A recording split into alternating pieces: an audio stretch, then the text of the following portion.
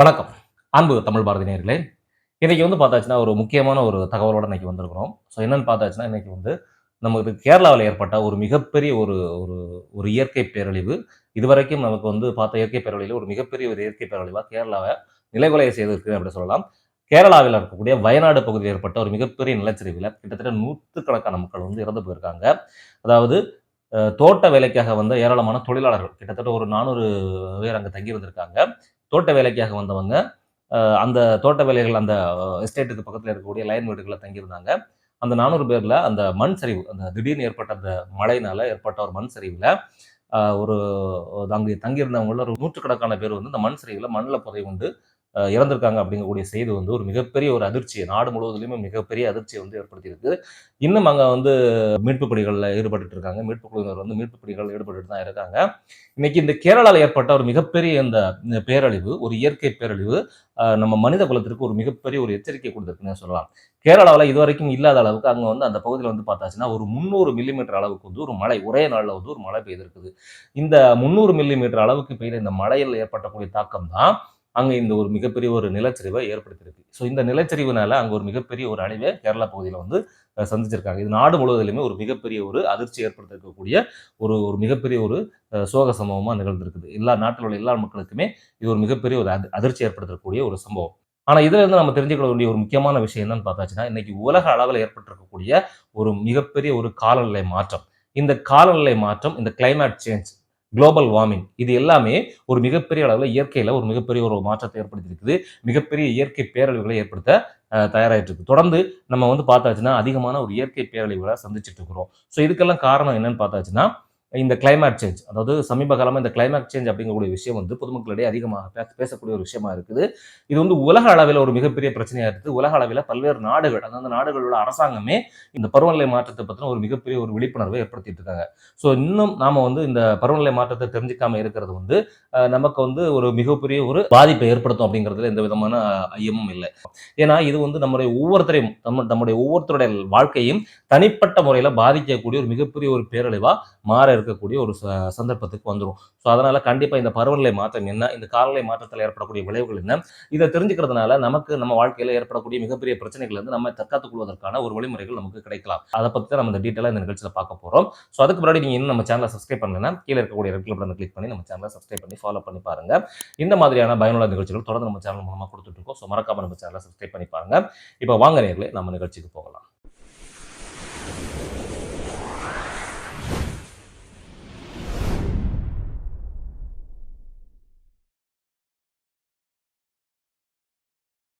இந்த சர்வதேச அளவில் ஏற்பட்டிருக்கக்கூடிய இந்த கிளைமேட் சேஞ்ச் விஷயத்தினால, இந்த குளோபல் வார்மிங் அப்படிங்கக்கூடிய இந்த விஷயத்தினால பூமியினுடைய வெப்பநிலையை சராசரி வெப்பநிலையில இருந்து ஒரு 2 டிகிரி ஃபாரன்ஹீட் அதிகரிச்சிருக்கு அப்படின்னு சொல்றாங்க.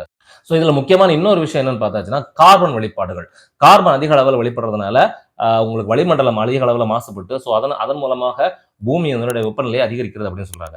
இந்த பூமியினுடைய வெப்பநிலை அதிகரிக்கும் பொழுது என்ன ஆகுதுன்னா, இந்த பூமியினுடைய நீர்மட்டம் பார்த்தாச்சுன்னா வெகு விரைவாக குறையக்கூடிய ஒரு சந்தர்ப்பமும் ஏற்படும். இதனால பல பகுதிகளில் வறட்சி ஏற்படலாம். அதிக அளவில் நீர் ஆவியாகும் பொழுது என்ன ஆகுதுன்னா, மேகம் அதிக அளவிலான நீரை தக்க வைக்கக்கூடிய சூழ்நிலை இருக்கும். இந்த மேகம் அதிக அளவில் நீரை தக்க வைக்கும் பொழுது என்ன ஆகும், அந்த அதிகப்படியான நீர் இன்னொரு இடத்துல மழையா அது பொழியும் பொழுது சராசரி மழையை விட மிக அதிகமான மழைப்பொழிவை ஏற்படுத்தக்கூடிய ஒரு சூழ்நிலை ஏற்படும். இதுதான் இந்த குளோபல் வார்மிங்ல இருக்கக்கூடிய ஒரு மிகப்பெரிய பிரச்சனை. இது நல்லா தெரிஞ்சுக்கிட்டீங்கன்னா உங்களுக்கு போதும்.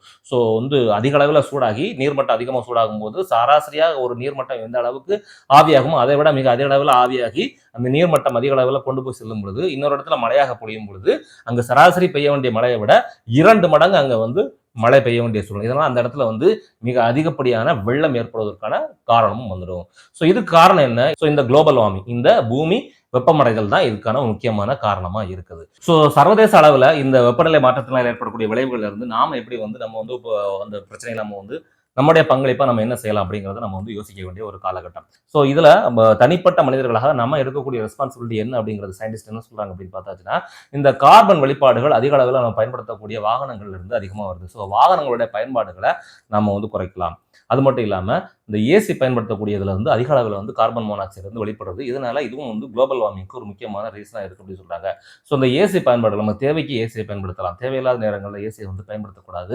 அது மட்டும் இல்லாம அந்த ஏசி பயன்படுத்தும் பொழுது அதனுடைய டெம்பரேச்சர் வந்து நமக்கு வந்து ரொம்பவே லோ டெம்பரேச்சர் கொண்டு போகாம ஒரு மீடியம் டெம்பரேச்சர்ல வச்சு கொண்டு போகலாம். ஸோ இதன் மூலமாகவும் இந்த கார்பன் மோனாக்சைடு வெளிப்பாடு வந்து குறையலாம். அது மட்டும் இல்லாம இந்த பிளாஸ்டிக் பயன்பாடுகளை நம்ம வந்து முற்றிலுமாக தவிர்க்கலாம். எவ்வளவு தூரம் நம்ம இந்த பிளாஸ்டிக் பயன்பாடுகளை தவிர்க்க முடியுமோ அவ்வளவு தூரம் இந்த பிளாஸ்டிக் பயன்பாடுகளை நம்ம தவிர்க்கிறது ரொம்பவே நல்லது. இந்த பிளாஸ்டிக் தான் இந்த மக்காத குப்பையாக உருவாகி கடலுடைய நீர்மட்டம் அதிகரிக்கிறதுக்கு இந்த பிளாஸ்டிக் குப்பை வந்து ஒரு மிகப்பெரிய ஒரு காரணமா இருக்குது அப்படின்னு சொல்றாங்க. பிளாஸ்டிக் கழிவுகள் வந்து பூமிக்கு அடியில் இருக்கக்கூடிய நிலத்தடி நீர்வளத்தை கூட பாதிக்கக்கூடிய தன்மை வந்து இந்த பிளாஸ்டிக் கழிவுகளுக்கு இருக்கு அப்படின்னு சொல்றாங்க. ஸோ இந்த பிளாஸ்டிக் கழிவுகளை வந்து நம்ம குறைக்கிற பட்சத்தில் ஓரளவுக்கு நம்ம வந்து இந்த சுற்றுச்சூழல் மாசுபாடுகளை பெரிய அளவில் குறைக்கலாம். ஸோ இந்த சுற்றுச்சூழல் மாசுபாடுகள் அதிகரிக்க அதன் மூலமா ஏற்படக்கூடிய பேரழிவுகளும் மிகப்பெரிய அளவில் ஏற்படும். ஸோ இதுவும் வந்து இந்த குளோபல் வார்மிங்க்கு ஒரு முக்கியமான காரணமா இருக்குது.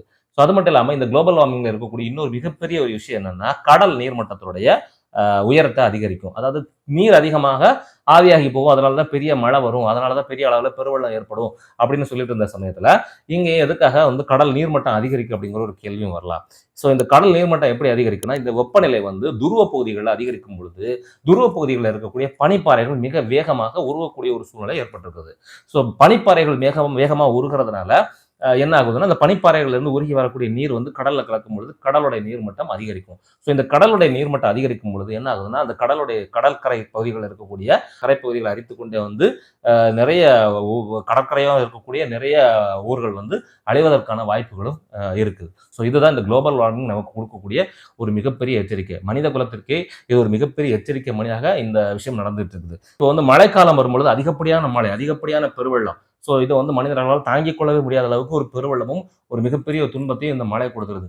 அது மட்டும் இல்லாமல் வெயில் காலம், ஸோ சம்மரில் வந்து பார்த்தாச்சுன்னா நம்மளால தாங்கவே முடியாத அளவுக்கு வெப்பநிலையும் அதிகமாக இருக்கிறது. வெப்பநிலை இப்போ சமீபத்தில் பார்த்தீங்கன்னா வெப்ப அலை அப்படிங்கக்கூடிய ஒரு விஷயம் மக்களை வந்து பெரிய அளவில் பாதிச்சது. நீங்கள் நம்மளே அனுபவிச்சிருப்போம். ஸோ இப்போ இந்த இந்த 2024 சம்மர் வந்து நம்ம கடந்து வந்தது ஒரு மிகப்பெரிய ஒரு விஷயமா நம்ம வந்து பார்க்கிறோம். ஏன்னா அந்த அளவுக்கு வெப்பத்தினுடைய தாக்கம் இருந்துச்சு, வெப்பநிலை ஏற்பட்டு. ஸோ அதுக்காக அரசாங்கங்கள் அதுக்கான முன்னெச்சரிக்கை நடவடிக்கைகளை எடுக்கக்கூடிய சூழ்நிலையும் இருந்துச்சு. இதுக்கெல்லாம் என்ன காரணம் அப்படின்னு பார்த்தாச்சுன்னா இந்த குளோபல் வார்மிங், அதாவது புவி வெப்பமயமாதல் நிகழ்வு தான் இதுக்கு எல்லாமே ஒரு காரணமா வந்திருக்கு. ஸோ இதுக்கு நாமளும் நம்மளுடைய ரெஸ்பான்சிபிலிட்டி நம்ம வந்து கண்டிப்பா செலுத்தக்கூடிய பட்சத்துல இந்த பிரச்சனைகள்ல இருந்து நமக்கு வந்து ஒரு மிகப்பெரிய ஒரு சொல்யூஷன் கிடைக்கலாம். ஸோ இதை வந்து ஒவ்வொரு நாடுகளும் இதுக்கான ஒரு பொறுப்பு எடுத்து இந்த முன்னெச்சரிக்கை நடவடிக்கைகளை எடுக்கணும், இதுக்கான ஒரு விழிப்புணர்வை கொடுக்கணும்னு சொல்லி ஒவ்வொரு நாடுகளும் இந்த விஷயத்தை இனிஷியேட்டிவ் பண்ணி நடத்திட்டு இருக்கிறாங்க. ஸோ இது வந்து ஐநா சபை வந்து இதுக்கு ஒரு மிகப்பெரிய ஒரு முன்னெடுப்பை எடுத்திருக்காங்க. ஸோ ஐநா சபையோட குழந்தைகள் நல அமைப்பான யூனிசெஃப் வந்து ஒரு ஒரு ரிப்போர்ட் கொடுத்திருக்காங்க. இந்த குளோபல் வார்மிங், இந்த பருவநிலை மாற்றம், சர்வதேச இயற்கை மாற்றங்கள்னால ஏற்படக்கூடிய ஒரு விளைவுகள்னால வருடத்திற்கு கிட்டத்தட்ட 1 பில்லியன் குழந்தைகள் வந்து இதனால பாதிப்படைகிறாங்க அப்படின்னு சொல்றாங்க. உலக அளவில் 1 பில்லியன் குழந்தைகள் இதனால பாதிப்படைகிறாங்க.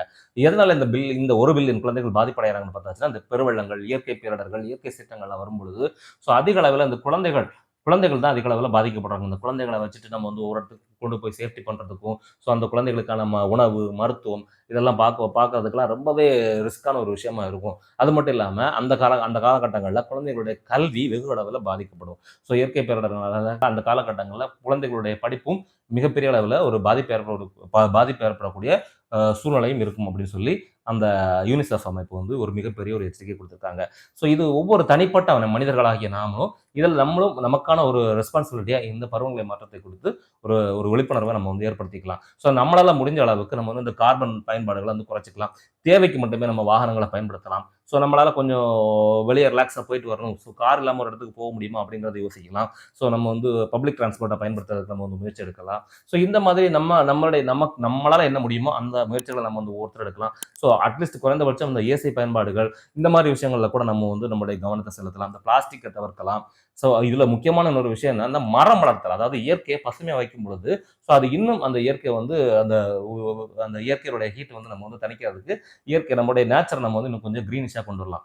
நம்ம இது ஒரு எக்கோ கிரீன் லைஃபுக்கு மாறக்கூடிய ஒரு காலகட்டத்தை இப்போ வந்து நமக்கு உணர்த்திருக்கு அப்படின்னு சொல்லலாம். ஸோ இந்த எக்கோ கிரீன் லைஃபுக்கு நம்ம மாறும் பொழுது நம்ம என்ன பண்ணலாம், நம்ம வந்து வீட்டுக்கு ஒரு மரம் வளருங்கள் அப்படின்னு சொல்லியிருக்கிறது மாதிரி நம்ம அதிகமான மரங்கள் நடுவதற்கான முயற்சிகள் எடுக்கலாம். ஸோ இந்த மாதிரி தனிப்பட்ட மனிதர்களாக நம்மளால செய்யக்கூடிய சில விஷயங்கள் நம்ம செய்யும் பொழுது கண்டிப்பா இந்த சர்வதேச இந்த சூழலியல் மாற்றத்துக்கு கண்டிப்பா ஒரு விடை கிடைக்கும் அப்படிங்கிறத நம்ம நம்பலாம். இதைத்தான் ஒவ்வொரு ஆராய்ச்சியாளர்களும் சொல்லிட்டு இருக்காங்க, ஒவ்வொரு நாட்டு தலைவர்களும் சொல்லிட்டு இருக்காங்க. ஸோ இந்த பொறுப்போட நம்ம வந்து முன்னெடுக்கும் பொழுது நம்முடைய எதிர்கால தலைமுறைக்கு நம்ம இந்த உலகத்துல ஒரு சில நல்ல விஷயங்களை நம்ம வந்து கொடுத்துட்டு போகலாம். இல்லைன்னா அவங்களுடைய காலம் வந்து இன்னும் ஒரு பாதிப்புக்குள்ளானக்கூடிய விஷயமா மாறக்கூடிய ஒரு சூழ்நிலை ரொம்பவே இருக்கு. ஸோ இந்த பூமி அப்படிங்கிறது வெகு வேகமாக வந்து அழிவை நோக்கி பயணிச்சுட்டு இருக்கக்கூடிய ஒரு விஷயமா இருக்கு அப்படின்னு சொல்றாங்க. அது காரணம் என்னன்னா, நம்முடைய தேவைகளும், நம்முடைய ஆசைகளும் நமக்கு ரொம்ப அதிகரித்து போனது ஒரு மிகப்பெரிய காரணம். நம்மளுடைய நமக்கு வந்து டெக்னாலஜி அதிகமா டெவலப் ஆயிடுச்சு. தொழில்துறைகள் அதிகமா பெருகிடுச்சு. தொழிற்சாலைகள் ரொம்பவே பெருகிடுச்சு. ஸோ அதற்கான வளர்ச்சி, அந்த விஸ்வரூபமான வளர்ச்சியை நோக்கி பயணிக்கும் பொழுது, நிறைய அழிவுகளை நம்ம சந்திக்க வேண்டிய ஒரு காலகட்டம் வந்துருக்கு. ஸோ அதனால நம்ம வந்து இயற்கைய அழிச்சிட்டே இருக்கிறோம். கொஞ்சம் கொஞ்சமா நம்ம அந்த இயற்கைய மாசுபடுத்திட்டு இருக்கிறோம். ஸோ இயற்கையை நம்ம மாசுபடுத்த அது நமக்கு வந்து ஒரு நல்ல ஒரு தரமான, ஒரு ஆரோக்கியமான உலகமா அமையாது அப்படிங்கிறது மறுக்க முடியாத உண்மை. இதத்தான் இயற்கை ஆர்வலர்களும் சொல்றாங்க, அறிஞர்களும் சொல்லிட்டு இருக்காங்க. ஸோ இந்த நம்மளால முடிஞ்ச அளவுக்கு ஒரு சின்ன ஒரு இனிஷியேட்டிவ நம்ம எடுத்து இந்த விஷயத்துல நம்மளும் இந்த பருவநிலை மாற்றத்திலிருந்து இந்த பூமியை காப்பாற்றுவதற்கு நம்மளால ஆன ஒரு சில பங்களிப்புகளையும் நம்ம கொடுக்கலாம். ஸோ இது கொடுக்கும் பொழுது நம்முடைய தலைமுறைகளுக்கும் அடுத்து வரக்கூடிய நாட்களிலும் நம்ம வந்து ஒரு மிகப்பெரிய ஒரு பேரழிவிலிருந்து நம்மளை நாம காப்பாற்றிக் கொள்வதற்கும் ஒரு சிறந்த ஒரு வழிமுறையாக இருக்கும் அப்படிங்கிறதுல எந்த விதமான மாற்று கருத்தும் இல்லை. ஸோ நேயர்களே, இந்த வீடியோ உங்களுக்கு பிடிச்சிருந்தா லைக் பண்ணுங்க. ஸோ இந்த இன்ஃபர்மேஷன் நிறைய மக்களுக்கு போய் சேரணும் அப்படிங்கிறதுனால தயவு செஞ்சு இந்த வீடியோவை ஷேர் பண்ணுங்க. மறக்காம இந்த மாதிரியான நல்ல இன்ஃபர்மேஷன் கொடுக்கக்கூடிய நம்ம சேனலுக்கு நீங்க லைக் பண்ணி ஃபாலோ பண்ணி சப்ஸ்கிரைப் பண்ணிக்கோங்க. மீண்டும் ஒரு நல்லதொரு நிகழ்ச்சியில உங்களை சந்திக்கிறோம் நேயர்களே. நன்றி, வணக்கம்.